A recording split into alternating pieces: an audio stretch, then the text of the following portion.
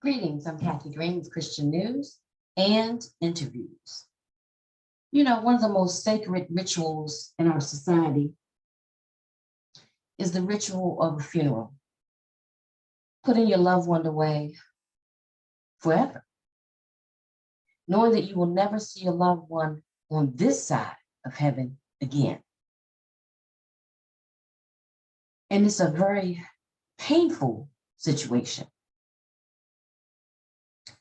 a very sacred situation. So imagine being at a funeral service and all of a sudden, a criminal element, a gang member, or just a raving maniac showing up at your loved one's funeral and opening fire. Can you imagine?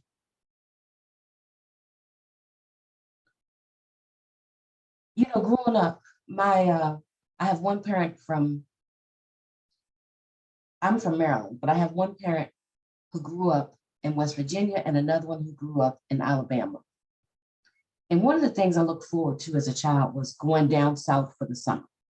It was so much fun to be able to go down south with our country cousins and enjoy the land and the open space and to run free and to get to know our cousins. Just wonderful memories of that. As opposed to what the South is now. You know, as a child growing up, going to Alabama or West Virginia for the summer was so much fun. And no crime, no crime, no crime.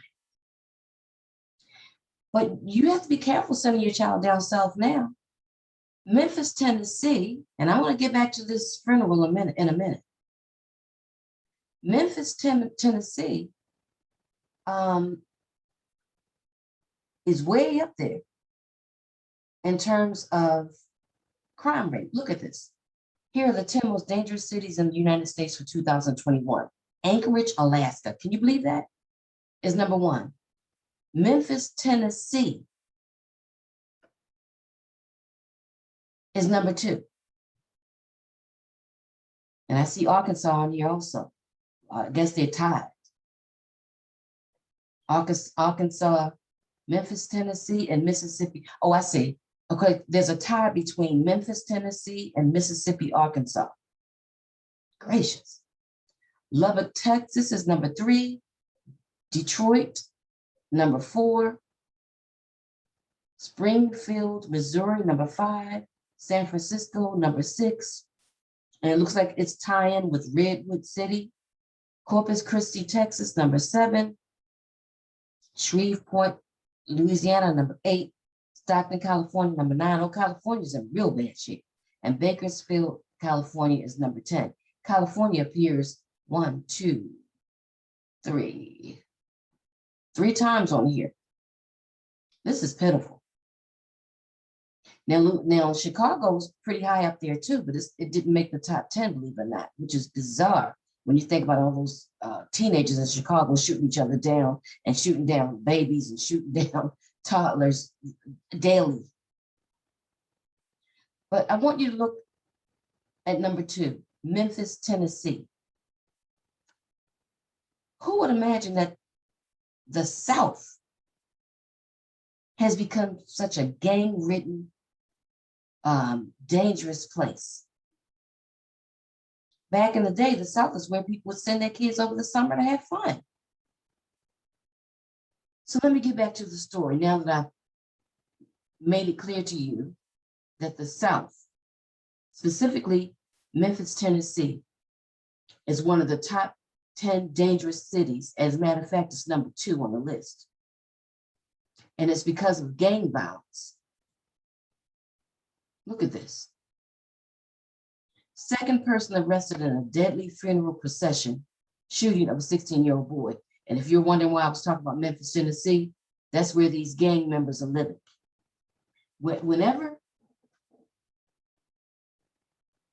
you see a city where there are people having babies outside of wedlock on a regular basis, no education, no father in the picture, and if the father is in the picture, he's either a gangbanger himself or he's in and out of jails himself, okay?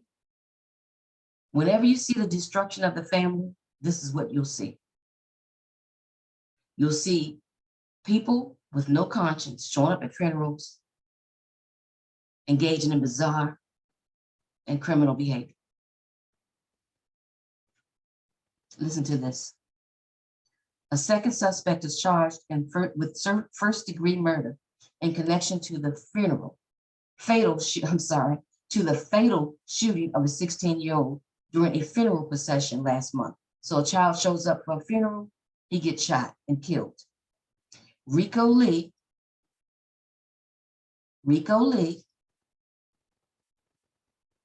18, is accused of firing multiple shots at a 16-year-old Emmit Beasley and another 16-year-old boy, as the two were walking down Hunter Avenue in North Memphis. Beasley, a junior at Southwind High School, died at the scene. The other teen was taken to the hospital and is recovering.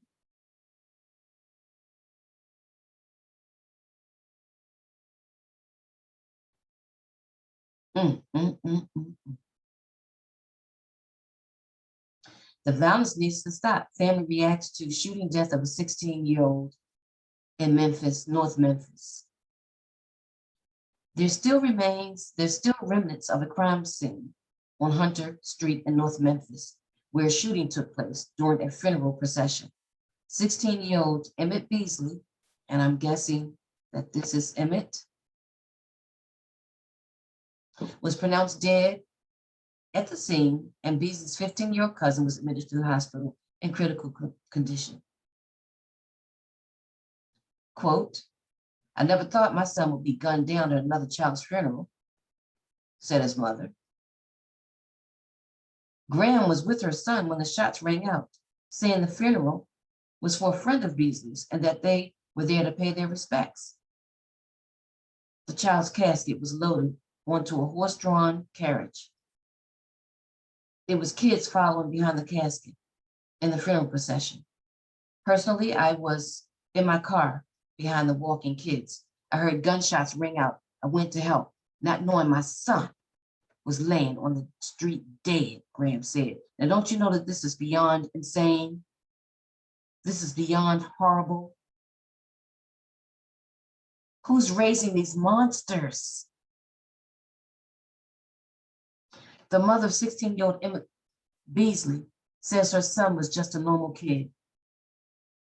He went to work, he went to school, and he wrote music, and he went to the studio. Here's her son. Beasley was a junior at Southwind High School.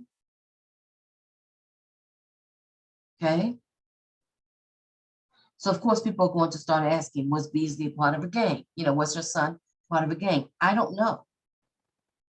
Sometimes gang members look at decent young men, and because those young men won't join their gang, they target the young men. Could that have been it? I don't have enough information yet, but what I do know is that this is a senseless crime. Now, I'm reading somewhere else that it was part of a gang feud. So I'm going to follow the story. I'm curious to see whether or not Emmit Beasley, was he in a gang? Because people think it was a gang feud. I don't know yet. So I will keep you all posted. Just another sad story, just another sad day of Black males hating each other, despising each other, killing each other in the mean streets of the United States. Does anybody care? Stay tuned.